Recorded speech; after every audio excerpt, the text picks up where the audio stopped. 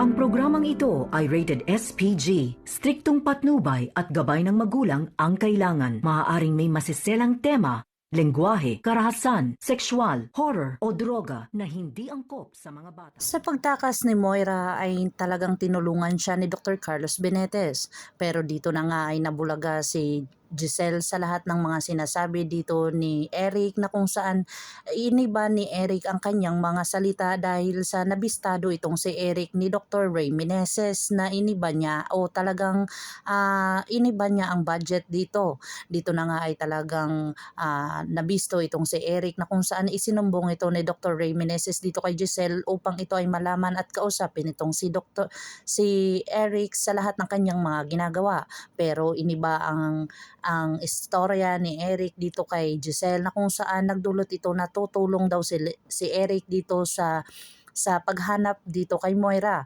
Pero ito nga ay nagbigay sa kay Giselle ng paraan upang ito ay bigyan siya ng kalinawan kung ano ang kanyang mga gagawin, at kinausap niya itong si Dax upang ito ay paaminin kung alam niya kung bakit lumayas itong si Moira.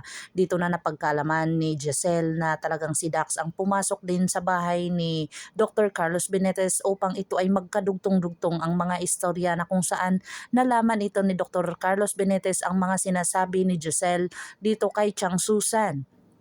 Dito na nagalit si Dr. Carlos Benitez dito kay Dax upang ito ay baliktarin siya ni Dax.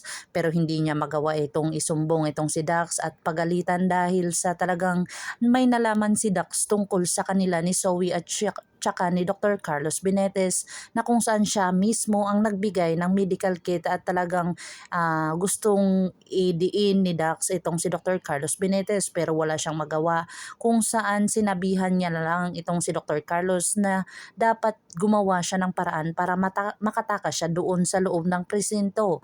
Pero nga itong si Dr. Carlos ay galit na galit dito kay Moira, pero wala din siyang magawa dahil binablockmail din siya ni Moira at talagang madidiin ang kanilang anak na si Zoe. Dito na pinagsabihan ni Dr. Carlos Benitez itong si Moira na talagang kung papipiliin siya ay hindi niya pipiliin itong si Moira na maging ina ng kanyang anak na si Zoe.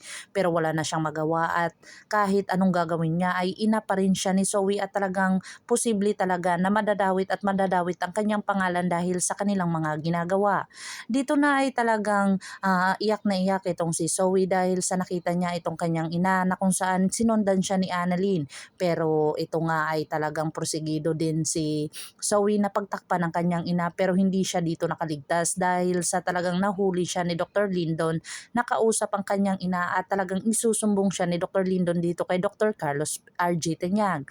Dito na sinabi ni Zoe na wag daw dahil sa isusumbong niya daw ito o talagang huhulihin niya itong kanyang ina, pero tutulungan daw siya ni Dr. Lyndon, kung saan mapapayag kaya niya dito si Dr. Lyndon sa lahat ng kanyang mga plano o talagang mapapahamak si Dr. Lyndon dito dahil sa mga ginagawa ni Zoe na pagtakip sa kanyang ina. Dito na nga kaya malaman ni Annalyn ang katotohanan dahil sa talagang may sinabi sa kanya ang front desk tungkol dito kay Zoe, o talagang pinagkamalan si Annalyn na siya ay si Zoe. Pakakaabangan natin ang mga susunod pa na episode ng Abot Kamay na Pangarap. If you like my story, please like, share, and subscribe para ma-update po kayo sa mga susunod pa. Yun lamang po at maraming salamat.